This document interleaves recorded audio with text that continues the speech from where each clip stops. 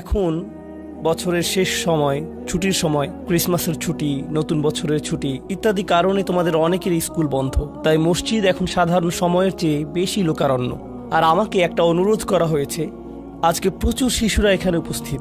আপনি কি এমন একটা খুতবা দিতে পারবেন যেন আমরা তাদেরকে নামাজ পড়তে বলতে পারি? কারণ বাচ্চাগুলো এখন বেশিরভাগ সময় বাসায় কাটাচ্ছে, আর তারা তাদের পিতামাতার কথা শোনে না, নামাজ পড়তে বললেও পড়ে না। আপনি কি কোনোভাবে তাদেরকে নামাজ পড়ার জন্য অনুপ্রাণিত করতে পারবেন? আমি এই খুতবার নাম দিয়েছি বাচ্চাগুলোর সাথে আমাকে কথা বলতে দিন। আর এখানে উপস্থিত বাচ্চাদের আমি যা করতে বলবো, তোমাদের যাদের নামাজ পড়তে কষ্ট হয়, পড়তে ইচ্ছা করে না, আর তোমাদের আম্মুরা বকাঝকা করে এবং বলে ওঠো নামাজ পড়ো, তোমরা এখন ছুটিতে আছো, এখন তো কোনো অজুহাত নেই, যাও মসজিদে যাও, তোমরা তখন অনিচ্ছা সত্ত্বেও উঠো আর মনে মনে বলো আম্মা আপনি একটু থামতে পারবেন, খুবই বিরক্তিকর। এমনকি যখন নামাজে দাঁড়াও আল্লাহু আকবার বলে চোখ এদিক ওদিক ঘোরাতে থাকো, তোমরা এটাই করো। এখন পিতামাতাদের উদ্দেশ্যে কিছু কথা বলছি। যদি আপনার বাচ্চাদের জোর করে নামাজ পড়ান, চাপ প্রয়োগ করে নামাজ পড়ান, বকাঝকা করে নামাজ পড়ান, তখন তারা হয়তো কোনো মতে নামাজ পড়ে, আর তাদের বয়স 13, 14, 15, তাদের নামাজ পড়া দেখে আপনার হয়তো ভালো লাগে, কিন্তু তারা তো নামাজ উপভোগ করে না। আর এই ধর্ম আসলে বাহ্যিক ধার্মিকতা নিয়ে নয়, এই ধর্মের মূল নির্যাস হলো অন্তরের ধার্মিকতা। তাই দৃষ্টিনন্দন কোনো একটি কাজ আমার চোখের সামনে হচ্ছে বলেই যে আমরা আমাদের বাচ্চাদেরকে দিয়ে ভালো কিছু অর্জন করে ফেলেছি তা কিন্তু নয়। এক দৃষ্টিতে এটা ভালো, কিন্তু এটা তো কৃত্রিম, এটা বাহ্যিক, যেন সুন্দর একটা গাছ কিন্তু ভিতরটা ফাঁকা। আর আল্লাহ এই ধর্মের মূলকে এভাবে বর্ণনা করেছেন, আসলুহা সাবিত ওয়া ফারউহা ফিস সামা, যার মূল সুদৃঢ়ভাবে স্থাপিত আর শাখা প্রশাখা আকাশ পানে বিস্তৃত। যখন কোনো মানুষ নামাজ নিয়ে অলসতা করে, আমি 3-4 বছরের বাচ্চা সম্পর্কে কথা বলছি না, এবং আমি 6 বছরের কাউকে নিয়েও কথা বলছি না। আমি এমন বাচ্চাদের নিয়ে কথা বলছি যারা এখন বুদ্ধিসম্পন্ন, বাবা পুত্র বা কন্যা মিলে একই লেভেলের ভিডিও গেম খেলতে পারে, তারা একই ধরনের টিভি শো দেখতে পারে, তারা এমন একটি লেভেলে পৌঁছে গেছে যে তারা এখন উচ্চ স্তরের বিষয়গুলো হৃদয়ঙ্গম করতে পারে। আপনার যেসব বিষয়ে আগ্রহ আছে তার কিছু কিছুতে তাদেরও আগ্রহ আছে। টিভিতে আপনি যদি কোনো খেলা দেখেন, তারাও আপনার সাথে দেখে। কিছু কিছু বিষয়ে তারা বুদ্ধিগত দিক থেকে আপনার সমপর্যায়ের। অবশ্যই তারা শিশু, তাদের ব্রেইন এখনো পুরোপুরি পূর্ণতা পায়নি, এখনো কম ক্ষমতা সম্পন্ন, কিন্তু কিছু পর্যায়ে তারা ইতিমধ্যে বুদ্ধিমান সত্তা হয়ে গেছে এবং এখন তারা নিজস্ব সিদ্ধান্ত নেওয়ার ক্ষমতা প্রদর্শন করছে। তারা নিজের জন্য চিন্তা করতে পারে এবং বুদ্ধিমান প্রশ্ন করতে পারে। অতএব নবীন কিশোর কিশোরীরা, তোমরা যারা শ্রোতাদের মধ্যে বসে আছো, তোমাদের শিশু হিসেবে সম্বোধন করছি না, আমি তোমাদের কিশোর কিশোরী হিসেবে সম্বোধন করছি। মনে করো তোমাদের বাবা তোমাদের সাথে কথা বলছে, বা তোমাদের মা তোমাদের সাথে এই খুতবায় কথা বলছে। আমি ধরে নিচ্ছি যে আমি আমার নিজের সন্তানদের সাথে কথা বলছি এই খুতবায়। আমি মিম্বারে না, আমি বাসায় বসে আমার বাচ্চার সাথে কথা বলছি। তখন আমি কিভাবে তাদেরকে নামাজ পড়তে বলবো? প্রথম যে বিষয়টা বলে আমি কথা শুরু করতে যাচ্ছি তা হলো, প্রিয় সন্তান, এমন একটি সময় ছিল যখন আমি তোমার কথা জানতাম না, তোমার সাথে আমার কোনো সম্পর্ক ছিল না, তোমার কোনো অস্তিত্ব ছিল না, আমি তোমার ব্যাপারে কোনো পরোয়া করতাম না, তোমার কথা কখনো চিন্তা করতাম না, তুমি আমার নিকট কিছুই ছিলে না। লাম ইয়াকুন শাইআম মাযকুরা। কোরআন বলছে মানুষের জীবনে এমন একটা সময় ছিল যখন কেউ তাকে স্মরণ করতো না, একেবারেই না। আমি তোমাকে একটুও ভালোবাসিনি, কারণ তুমি আমার নিকট জিরো ছিলে, কিছুই না। কিন্তু হঠাৎ করে আমার জীবনে তোমার আগমন ঘটল। এমনকি যখন আমি জানতে পারলাম যে তোমার মা তোমার জন্ম দিবে, যখন সে তার পেটের মধ্যে তোমাকে বহন করে চলছিল, এমনকি তোমার মাও ভাবতো কেমন হবে আমার সন্তানটা, কিন্তু আমার কোনো ধারণাই ছিল না, আমার কাছে কোনো তথ্য ছিল না।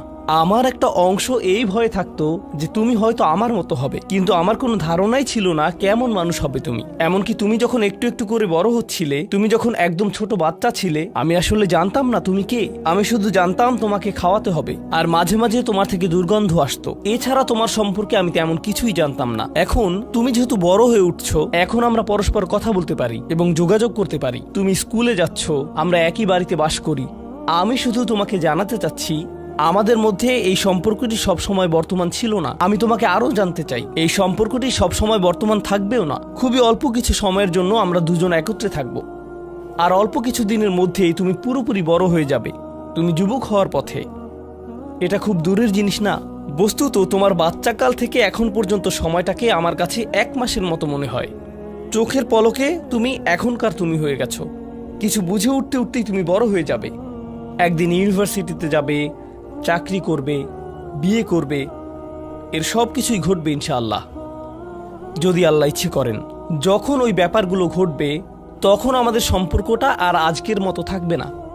বাড়িতে এসে তুমি আমার কাছে ছুটে আসবে না, তুমি আমার সাথে সময় কাটাবে না। তোমার নিজের চাকরি থাকবে, পরিবার থাকবে, স্ত্রী থাকবে বা স্বামী থাকবে, তোমার তখন নিজের জীবন থাকবে। সুতরাং আমাদের হাতে একত্রে যে সময়টুকু আছে তা খুবই সীমিত। এমনকি এই সময়টুকুতেও তোমার স্কুল আছে, আমার চাকরি আছে, আমাকে বাজার করতে হয়। আমাদের হাতে হয়তো দৈনিক 20 মিনিট সময় থাকে সত্যিকারের কথা বলার। আমাদের একসাথে অতিশয় সংক্ষিপ্ত কিছু সময় থাকে। তুমি যখন বড় হয়ে যাবে তখন আমার সম্পর্কে তুমি শুধু আমাদের একত্রে কাটানো ওই গুটিকত মুহূর্তগুলোর কথাই স্মরণ রাখবে, কারণ আমাদের কাছে একত্রে কাটানোর মতো 24 ঘন্টা নেই, আমাদের নেই। তো মোট কথা, প্রথম যে জিনিসটি আমি তোমাকে জানাতে চাই তা হলো, আমি তোমাকে কোনো মতে চিনি। আমি জানি আমরা একত্রে বাস করি, কিন্তু আমি সত্যিই তোমার সম্পর্কে খুবই অল্প জানি। কেন জানো? কারণ কোনো মানুষ অন্য কোনো মানুষকে সত্যিকার অর্থে চিনে না। তুমি যা যা চিন্তা করো তার সবটা তো আমাকে বলো না, আর আমিও নিজের চিন্তার সবকিছু তোমাকে জানাই না। কিন্তু এমন এক সত্তা আছেন যিনি তোমাকে চিনতেন, এমনকি যখন তুমি আমার নিকট কিছুই ছিলে না তখনও। এমন এক সত্তা আছেন যিনি তোমাকে তখনও ভালোবাসতেন যখন সৃষ্টি জগতের কেউই তোমাকে ভালোবাসতো না, এই জগতের কেউই তোমাকে স্নেহ করতো না। এমন এক সত্তা আছেন যার সাথে তোমার সম্পর্কটা আগামীতেও থাকবে, যদিও তোমার আমার সম্পর্ক আগামীতে পরিবর্তিত হতে যাচ্ছে। ছোটবেলায় আমার বাবার সাথে আমার এক ধরনের সম্পর্ক ছিল, কলেজে পড়ার সময় তার সাথে সম্পর্কটা অন্য ধরনের ছিল, আর এখন তার সাথে আমার সম্পর্কটা সম্পূর্ণ ভিন্ন রকম। যদিও আমরা একই মানুষ আছি, কিন্তু আমাদের সম্পর্কে আমূল পরিবর্তন এসে গেছে। কিন্তু একজন এমন আছেন যিনি সর্বদা তোমাকে ভালোবেসে গেছেন, তোমাকে নিরাপত্তা দিয়ে গেছেন, তোমার ভালোর জন্য পরিকল্পনা করে গেছেন, তোমার যত্ন নিয়েছেন একেবারে শুরু থেকেই, আর তিনি সব সময় তা করে যাবেন। আর সেই সত্তা আমি নই, আমি তোমার জীবনের একটা পর্ব মাত্র। এটা সুন্দর একটা পর্ব যা আল্লাহ তোমাকে আমাকে একত্রে দান করেছেন, কিন্তু এটা কোনো স্থায়ী পর্ব নয়। এটা ছিল প্রথম ব্যাপার যা আমি তোমাকে জানাতে চেয়েছি। দ্বিতীয় যে বিষয়টি আমি তোমাকে জানাতে চাই তা হলো, আমি যখন তোমাকে নামাজ পড়তে বলি বা কোনো কিছু করতে বলি, তোমার তখন মনে হয় আমি তোমাকে নিয়ন্ত্রণ করছি, তোমার উপর বসগিরি দেখাচ্ছি, তোমাকে কেবল এটা ওটা করতে বলি। আমি চাই তুমি জেনে রাখো, আমার পক্ষে আসলে তোমাকে নিয়ন্ত্রণ করা সম্ভব নয়। আমি তোমাকে উপদেশ দিতে পারি, কঠোরতা দেখাতে পারি মাঝে মাঝে, এটা সত্য, কিন্তু অতি সত্বর তুমি এতটা বড় হয়ে যাবে যে তখন যত জোরেই আমি চিৎকার চেঁচামেচি করি না কেন, আমার কণ্ঠস্বর যত উঁচুই করি না কেন, যত হতাশাই ব্যক্ত করি না কেন, এতে কোনো লাভ হবে না। কারণ তোমার সিদ্ধান্তগুলো তুমিই নিবে। তুমি এরকম বলবে, আচ্ছা বাবা, আমি একটু পরে তোমাকে কল দিচ্ছি, আমাকে এখন যেতে হবে, আর একটা কল এসেছে। তুমি তখন আমাকে অপেক্ষায় রাখবে আর নিজের কোনো প্রয়োজন সারবে। মূলত অধিকাংশ সময় তোমার পছন্দ অপছন্দের উপর আমার কোনো নিয়ন্ত্রণই থাকবে না। তুমি যখন স্কুলে থাকো এবং বন্ধুদের সাথে আড্ডা দাও, তাদের সাথে কথাবার্তা বলো, আমি ওইসব কথাবার্তার কোনো কিছুই নিয়ন্ত্রণ করি না। আর আমি যদি ইতিমধ্যেই তোমাকে আইপ্যাড বা ফোন বা এরকম কিছু দিয়ে থাকি, আর এগুলো দিয়ে তুমি তোমার বন্ধুদের সাথে যোগাযোগ করো, তুমি তখন কোন ধরনের যোগাযোগ করো তার উপর আমার কোনো নিয়ন্ত্রণই থাকে না। এমনকি যদি আমি ওইসব ডিভাইসে প্যারেন্টিং কন্ট্রোল অ্যাপস ইনস্টল করে দেই, তবুও আমি তোমার চিন্তা নিয়ন্ত্রণ করতে পারি না। আমি কিছুটা নিয়ন্ত্রণ পেতে পারি, কিন্তু সেটা খুবই সীমিত। তবে এমন একজন আছেন যিনি নিয়ন্ত্রণ করে গেছেন তোমার শরীরের প্রতিটি কোষ।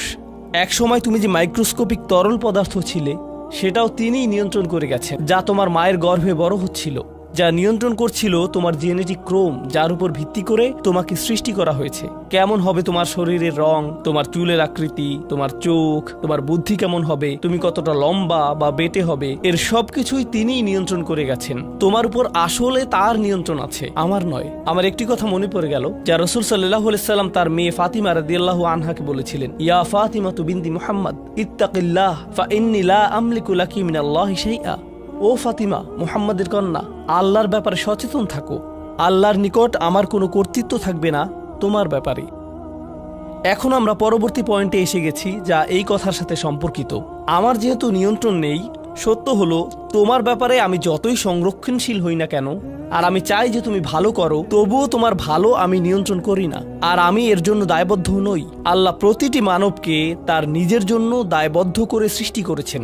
দেখো, তুমি যদি ট্রাফিক আইন লঙ্ঘন করো, যদি একদিন ড্রাইভিং লাইসেন্স পাও এবং এরপর রাস্তায় লাল বাতি উপেক্ষা করে চলে যাও, পরে পুলিশ তোমাকে ধরলো, তখন তো তুমি বলতে পারবে না, আপনি একটু আমার বাবার সাথে কথা বলতে পারবেন না।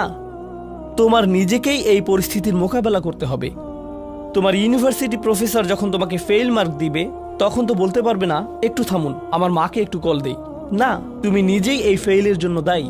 আইনের কোর্টে তোমার কাজের জন্য তুমি দায়ী, ইউনিভার্সিটিতে তোমার পাশ ফেইলের জন্য তুমি দায়ী, তোমার চাকরিতে তুমি তোমার জন্য দায়বদ্ধ, তোমার স্বাস্থ্যের ক্ষেত্রে তুমি কি আহার করো তুমিই তোমার জন্য দায়বদ্ধ, নিজেকে যে কোনো বিপদে ফেললে এবং নিজের কোনো ক্ষতি করলে তুমি দায়বদ্ধ তোমার জন্য। তোমার বয়স যত বাড়বে, তোমার স্বাধীনতা যত বাড়বে, তোমার দায়বদ্ধতাও তত বৃদ্ধি পাবে। কেউ তোমাকে নিয়ন্ত্রণ করবে না এবং তোমার কাজের জন্য অন্য কেউ দায়ী হবে না।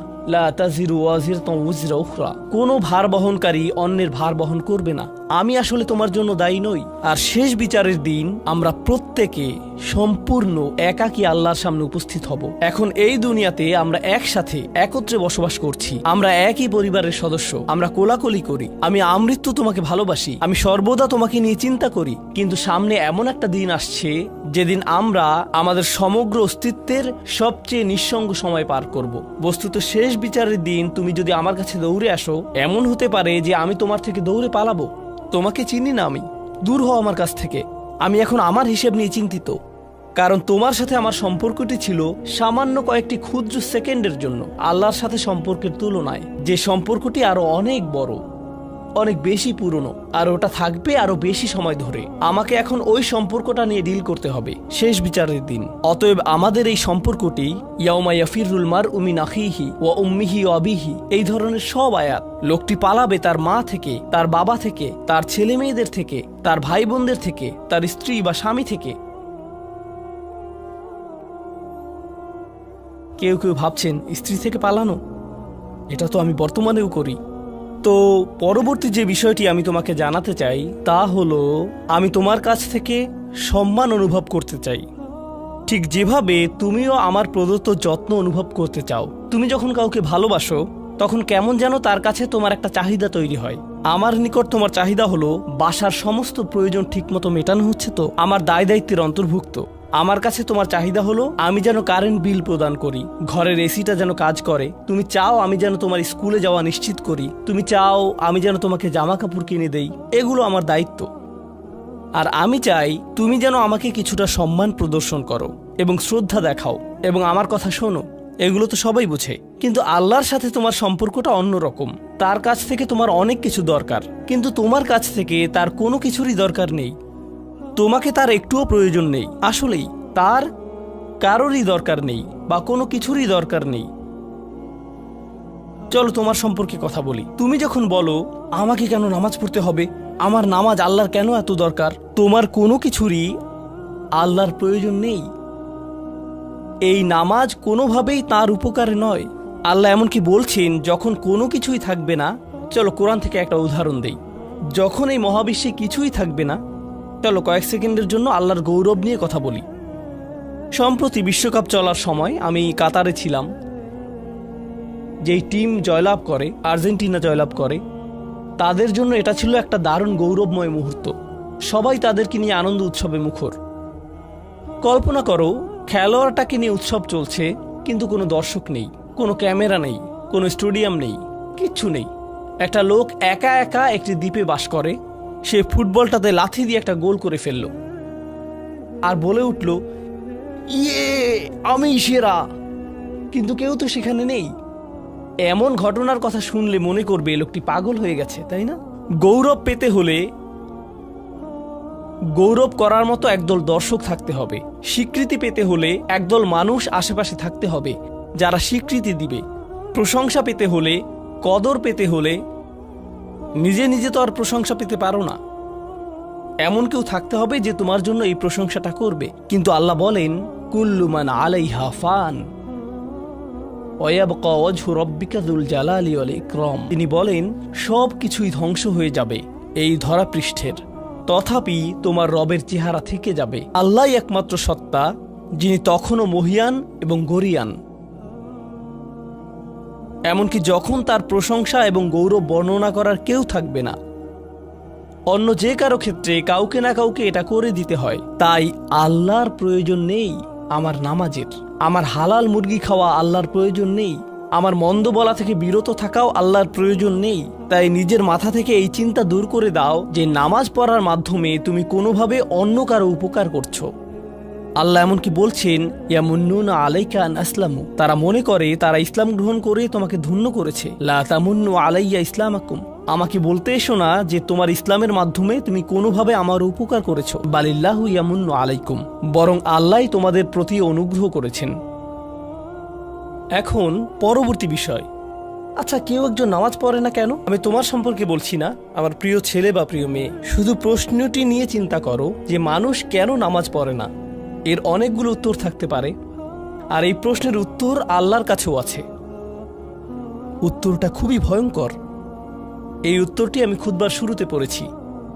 তিনি বলেন, ফালা সাদ্দাকা ওয়ালা সাল্লা ওয়ালাকিন কাযযাবা ওয়া তাওয়াল্লা, সে আসলে সত্য গ্রহণ করেনি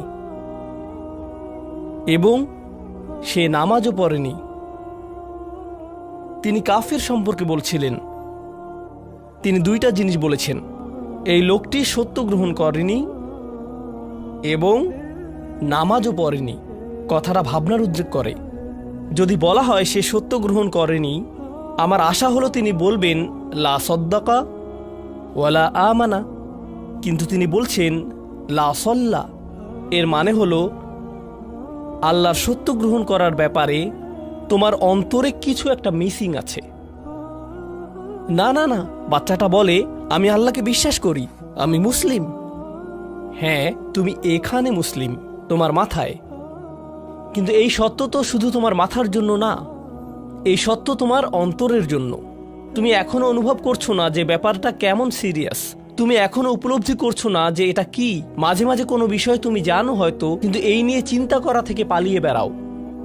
এটা সত্য, তুমি জানো বিষয়টা কিন্তু চিন্তা করতে চাও না। আর তাই এটা যেহেতু মিসিং, ঠিক এই কারণে আমি সহজেই নামাজের কথা ভুলে যাই কখনো কখনো, এবং তুমিও ভুলে যাও কখনো কখনো। এমনটা ঘটে কারণ আমাদের অন্তর কিছুটা বিভ্রান্ত হয়ে পড়ে। দিনের এই সত্যতা, আল্লাহকে সেই সত্যটা, সেই অকাট্য সত্যটা আমাদের মস্তিষ্কের পেছনের কোনো একটা সেলফে গিয়ে পড়ে থাকে। আমরা অন্য কিছুতে ব্যস্ত হয়ে পড়ি এবং এই নিয়ে আর চিন্তা করি না। আল্লাহ এটাই বলেছেন। সুতরাং তোমার নামাজ পড়া আল্লাহর প্রয়োজন নেই। এমনকি তুমি যদি নামাজ পড়ো, আমি পড়তে বলছি এই কারণে, তখন কি করো? নামাজের জন্য কিভাবে নিয়ত করো? তখন আমি 4 রাকাত নামাজ পড়বো, দাঁড়ালাম, কারণ আমার আব্বা বারবার পড়তে বলছেন। আল্লাহু আকবার। নবী সাল্লাল্লাহু আলাইহি সাল্লাম আমাদের বলেছেন, নিয়ত সঠিক না হলে কাজের কোনো মূল্য থাকে না। ইন্নামাল আমালু বিন্নিয়াহ, ইন্নামাল আমালু বিন্নিয়াত। এমনকি যদি তুমি কাজটা করেও থাকো কিন্তু তোমার নিয়ত ছিল আমি শুধু তোমাকে বিরক্ত করি, এটাই তোমার নিয়ত, তখন এই নামাজ আমার যেমন কোনো উপকার করবে না, ঠিক তেমনি তোমারও কোনো উপকার করবে না। তোমার সত্যিকারের আন্তরিক নামাজ থেকে একমাত্র যে উপকৃত হবে সে হলো তুমি নিজে। এখন এটাই সেই প্রশ্নের উত্তর যে কেন একজন মানুষ নামাজ পড়ে না। আরও 2টা কথা তোমার সম্পর্কে বলতে চাই। তার মাঝে একটা হলো নামাজ পড়ার উদ্দেশ্য কি, কোন কারণে পড়ব। কারণ তুমি হয়তো ভাবছো নামাজ পড়ার উদ্দেশ্য হলো তুমি যেন জাহান্নামে না জ্বলো। নামাজ পড়ার উদ্দেশ্য হলো তুমি যদি নামাজ না পড়ো আল্লাহ তোমাকে ঘৃণা করবেন। নামাজ পড়ার উদ্দেশ্য হলো তুমি যদি নামাজ না পড়ো তুমি শাস্তি পাবে, অথবা তুমি আর মুসলিমই থাকবে না, ফেরেশতারা তোমাকে অভিশাপ দিবে। সমস্ত নেতিবাচক বিষয়। আল্লাহ ওই সমস্ত উদ্দেশ্যের কথা উল্লেখ করেননি। নেতিবাচক কিছু থেকে মুক্তি পাওয়া নামাজের মূল উদ্দেশ্য নয়। নামাজের মূল উদ্দেশ্য হলো ইতিবাচক কিছুর দিকে ছুটে চলা, এটাই নামাজের উদ্দেশ্য। এমন 2 ছাত্রের মধ্যে পার্থক্য যেন একজন লেখাপড়া করে যেন সে ফেল না করে, আর অন্যজন লেখাপড়া করে কারণ সে ওই সাবজেক্টটা পড়তে ভালোবাসে। একজন ছাত্র পড়ালেখা করছে পজিটিভ কিছুর জন্য, আর অন্যজন পড়ালেখা করছে কারণ সে এমন কিছু থেকে বাঁচতে চাচ্ছে যা নেগেটিভ। একজন কর্মচারী তার চাকরিটাকে দারুণ ভালোবাসে, আর অন্য একজন কর্মচারী শুধু চায় সে যেন চাকরিটা না হারায়। তারা একই চাকরি করছে, একেবারে অভিন্ন চাকরি, কিন্তু একজন চাকরিটা করতে পেরে কি যে খুশি, কত যে আনন্দ তার, আর অন্যজন খুবই হতাশ, সবসময় মনমরা ভাব। কেন? কারণ তাদের একজন এটা করছে ক্ষতিকর কিছু থেকে মুক্তি পাওয়ার জন্য, আর অপরজন এটা করছে উপকারী কিছুর দিকে ছুটে চলার জন্য। আল্লাহ কোরআনে যখন আমাকে নামাজ সম্পর্কে বলেছেন যে কেন আমাদের নামাজ পড়া দরকার, তিনি মুসা আলাইহিস সালামকে এই উত্তরটা বলে দিয়েছেন যখন তিনি তার সাথে সাক্ষাৎ করেছিলেন। তিনি বলেছেন, আকিমিস সলাতা লিযিকরি, আর আমাকে স্মরণ করার উদ্দেশ্যে নামাজ কায়েম করো। তোমার নামাজ ঠিক রাখো যেন তুমি তোমার রবকে স্মরণ করতে পারো। আমি তোমাকে ইতিমধ্যে বলেছি যে তোমার আমার সম্পর্কটা খুবই সীমিত, কিন্তু তোমার সাথে আল্লাহর সম্পর্কটা অনেক আগে থেকে শুরু হয়েছিল, আর তার সাথে তোমার এই সম্পর্কটা অনন্তকাল ধরে বলবৎ থাকবে। তাই সেই সম্পর্কটির কথা স্মরণে আনা আবশ্যক, কারণ ভালো যত কিছু তোমার কাছে আসে তা আসে ওই সম্পর্কটা থেকেই। সামান্য কিছু ভালো জিনিস তোমার বাবার কাছ থেকে আসে, কিছু কিছু ভালো জিনিস, কিন্তু সকল ভালো জিনিস যা তোমার কাছে আসে তা আসে একমাত্র ওই সম্পর্কটির কারণে। যদি তুমি চাও সকল উপকারী জিনিস তোমার জীবনে অবস্থান করুক, তখন তোমাকে অবশ্যই তার কথা স্মরণ করতে হবে যার নিকট থেকে সকল কল্যাণের আগমন ঘটে, যার নিকট থেকে সকল নেয়ামতের আগমন ঘটে, সকল রিজিকের আগমন ঘটে, সকল হেদায়েতের আগমন ঘটে। আর তাই আল্লাহ বলছেন, সর্বোত্তম যে উপায়ে তুমি এটা করবে তা হলো নামাজের মাধ্যমে তুমি আমাকে স্মরণ করবে। এজন্যই তোমার নামাজ পড়া দরকার। আচ্ছা, পরিশেষে এজন্যই তোমার এটা করা উচিত, কিন্তু তুমি এটা করছো বলেই সঠিক নিয়ত সহকারে আল্লাহ বলছেন কেবল এখানেই শেষ নয়, এর কিছু উপকারিতাও আছে। কিছু ভালো জিনিস তোমার পথে আসবে যখন তুমি সত্যি সত্যি আল্লাহকে স্মরণ করবে। যখন তুমি আল্লাহকে স্মরণ করবে যেভাবে তিনি চান সেভাবে, আর যে উপায়ে তিনি চান তা হলো এই নামাজগুলোর মাধ্যমে। তুমি যদি এটা করতে পারো, আল্লাহ বলছেন ইন্না সলাতা তানহা আনিল ফাহশা ওয়াল মুনকার। এমনকি এই আয়াতেও ওয়ালা যিকরুল্লাহি আকবার, তিনি বলছেন নামাজের মধ্যে এই উপকারটি আছে যে এটা তোমাকে অশ্লীলতায় পড়ে যাওয়া থেকে রক্ষা করবে। কারণ অশ্লীলতা তোমার চারপাশে বিরাজমান, আর আমি প্রিয় পুত্র তোমাকে এটার সম্মুখীন হওয়া থেকে রক্ষা করতে পারবো না।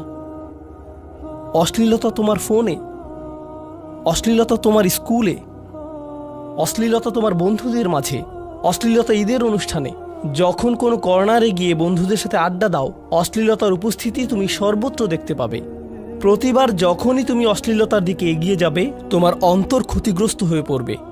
আর আল্লাহ বলছেন যদি তুমি এই নামাজগুলো আদায়ে যত্নবান হও, এগুলো তোমাকে অশ্লীলতার করাল গ্রাস থেকে রক্ষা করবে। একবার যদি তুমি অশ্লীলতায় ডুবে যাও, তখন তুমি হয়ে পড়বে যেমন তুমি যদি দূষিত বাতাসে নিঃশ্বাস নাও, প্রথম প্রথম তোমার কাশি আসবে, কিন্তু যদি এতে বেশিক্ষণ অবস্থান করো একসময় এতে তুমি অভ্যস্ত হয়ে পড়বে। অশ্লীলতাও ঠিক এরকম, এতে আকণ্ঠ নিমজ্জিত থাকলে একসময় এটাকে আর বড় অপরাধ বলে মনে হবে না, নিজেকে এর থেকে রক্ষা করার কোনো গরজ অনুভব করবে না আর, কারণ তোমার প্রতিরোধ ব্যবস্থা দূষিত হয়ে গেছে। এরপর তুমি এমনকি আরও বিষাক্ত আচরণের জন্য প্রস্তুত হয়ে যাবে, এমনকি আরো জঘন্য বিষয় ওয়াল মুনকার, এমনকি আরো ঘৃণ্য কাজও তোমার দ্বারা সম্পন্ন হয়ে যেতে পারে। অধঃপতনের অতল গহ্বরে হারিয়ে যাওয়া থেকে এই নামাজগুলো তোমাকে রক্ষা করবে। এই জন্যই তোমার নামাজ পড়া দরকার, এই সমস্ত কারণেই তোমার নামাজ পড়া প্রয়োজন। আমি বলেছি এই জন্য না, এই সমগ্র ভ্রমণের শেষে সিদ্ধান্তটা সম্পূর্ণরূপে তোমার।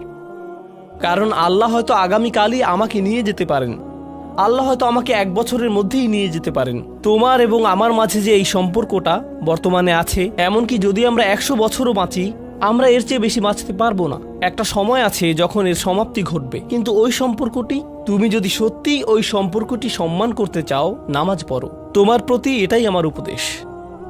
এখন আমি পিতামাতার উদ্দেশ্যে কথা বলবো। এটা হবে ছোট্ট একটা রিমাইন্ডার আমার জন্য এবং আমাদের সবার জন্য, আমাদের পিতামাতাদের জন্য। সন্তানাদি আল্লাহ প্রদত্ত একটা নিয়ামত, তাদেরকে এজন্য দেওয়া হয়নি যেন আমরা তাদের নিয়ন্ত্রণ করতে পারি। যত বেশি আমরা তাদেরকে নিয়ন্ত্রণ করতে চাইব, তত বেশি হতাশ হব সকল অবস্থাতেই। আমি দেখেছি এমনটা, বিশেষ করে যে পরিবারগুলো তাদের সন্তানদের দিনের সুরক্ষা করতে চায়, তারা যত বেশি সন্তানদের উপর জোর করে দিন চাপিয়ে দিতে চায়, তত বেশি ওই ছেলেমেয়েগুলো অদ্ভুত সব উপায়ে বিদ্রোহ প্রকাশ করে। কারণ যে বিষয়টা আল্লাহ চান আপনি তাদেরকে প্রদান করুন, আপনার ছেলে মেয়েদের কাছে আপনার যে সুযোগ আছে সেটা তাদেরকে আপনার আদেশ নিষেধ মানতে বাধ্য করার জন্য নয়। সুযোগটা এই জন্য দেয়া হয়েছে যেন আপনি তাদেরকে এমন সব বিষয়ে চিন্তা করাতে পারেন যা শুধু আপনার পক্ষেই চিন্তা করানো সম্ভব। তাদেরকে এমন সব বিষয়ে পছন্দ করাতে পারেন যা শুধু আপনার পক্ষেই পছন্দ করানো সম্ভব। আপনার বাচ্চাটা বাস্কেটবল পছন্দ করে কারণ সে আপনাকে বাস্কেটবল খেলতে দেখেছে। সে প্লে স্টেশন পছন্দ করে কারণ সে তার বাবাকে প্লে স্টেশনে খেলতে দেখেছে। এভাবে আপনি বাচ্চাটার অন্তরে কোনো কিছুর জন্য ভালোবাসা তৈরি করে দিতে পারেন, কারণ আপনি যেরকম আপনার পক্ষে এটা করা সম্ভব। আর যখন বাচ্চাদেরকে বলতে থাকেন তোমার হোমওয়ার্ক করো, তোমার হোমওয়ার্ক করো, আপনার সন্তানের বয়স যখন 40 হবে সে তখন বলবে না আমি হোমওয়ার্ক ভালোবাসি, কিন্তু 40 বছর বয়সেও সে বলবে আমি বাস্কেটবল ভালোবাসি, আমার বাবা সবসময় বাস্কেটবল খেলতেন। আপনি যা ভালোবাসেন তা ট্রান্সফার হয়ে তার কাছে চলে যায়, আর যা করতে বলেন তা প্রত্যাখ্যাত হয়ে যায়। এমনটি আপনার ক্ষেত্রেও ঘটেছিল। আপনার ছেলে মেয়েদের কথা ভুলে যান, আপনার নিজের বাস্তবতাও এটাই। আপনার বাবার কিছু কিছু জিনিস যে আপনি এখনো পছন্দ করেন তা ভালোবাসার মাধ্যমে আপনার নিকট ট্রান্সফার হয়েছিল, আর আপনার বাবার ওই ব্যাপারগুলো আপনি অপছন্দ করতেন যা তিনি জোর করে আপনাকে গেলাতে চেয়েছিলেন। এখানে উপবিষ্ট প্রত্যেকের বাস্তবতা এটাই, শুধু সেগুলোই গ্রহণ করেছি যেগুলো ভালোবাসার মাধ্যমে হস্তান্তরিত হয়েছিল। ঠিক এই ইশারাটাই আমাদের পিতামাতাদেরকে দেয়া হয়েছে সূরাতুল ইসরার এই আয়াতে, রব্বির হামহুমা কামা রব্বায়ানি সগীরা। রব্বায়ানি মানে যখন তারবিয়া ব্যবহার করা হয় একটি চারাগাছ বড় করার জন্য, আপনাকে চারাগাছটির যত্ন নিতে হবে, এর সযত্নে প্রতিপালন করতে হবে। গাছটির প্রতি চিৎকার চেঁচামেচি করলে তো হবে না, তাড়াতাড়ি বড় হও, তাড়াতাড়ি লম্বা হও। আপনার একে সময় প্রদান করতে হবে। অনেক সময় পোকামাকড় এসে এর পাতাগুলো খেয়ে ফেলতে চাইবে, আপনাকে তখন পোকামাকড় সরিয়ে দিতে হবে। কখনো কখনো একটু কঠোর আচরণ করতে হবে, শুধু অতটুকুই যেন পোকামাকড়গুলো দূর হয়ে যায়। এরপর আবারও এতে পানি দিতে হবে। আমাদের বাচ্চাদের সাথে আমাদের উদাহরণটা ঠিক এমনই। ঠিক এ কারণেই আমরা আমাদের মাতা পিতার জন্য এই দোয়াটা করি। আমি দোয়া করছি আল্লাহ যেন আমাদের সন্তানদেরকে হেদায়েত দান করেন, যা শুধু তার পক্ষেই দেয়া সম্ভব। দোয়া করছি আল্লাহ তাদের অন্তরে ইস্তিকামা প্রদান করুন, যেন তারা তাদের জীবনে সঠিক সিদ্ধান্ত নিতে পারে। আরও দোয়া করছি আল্লাহ তাদেরকে ইব্রাহিম আলাইহিসসালামের দোয়ার মতো করুন, যা তিনি আমাদের সবার জন্য করেছিলেন, রব্বি জাআলনি মুকিমাস সলাতি ওয়া মিন যুররিয়াতি। হে আমার রব, আমাকে সালাত কায়েমকারী বানান এবং আমার বংশধরদের মধ্য থেকেও। আল্লাহ তাআলা এখানে উপস্থিত পিতামাতাদেরকে, আমাকে সহ সবাইকে এমন দৃষ্টান্তে পরিণত করুন যে আল্লাহকে ভালোবাসে এবং যে নামাজকে ভালোবাসে, যেন আমাদের ছেলেমেয়েরা নামাজের প্রেমে পড়ে যায় আমরা যেভাবে নামাজকে ভালোবাসি তা দেখে। বারাকাল্লাহু লি ওয়া লাকুম ফিল কুরআনিল হাকিম ওয়া নাফা'নি ওয়া ইয়্যাকুম বিল আয়াতি ওয়াজ যিকরিল হাকিম।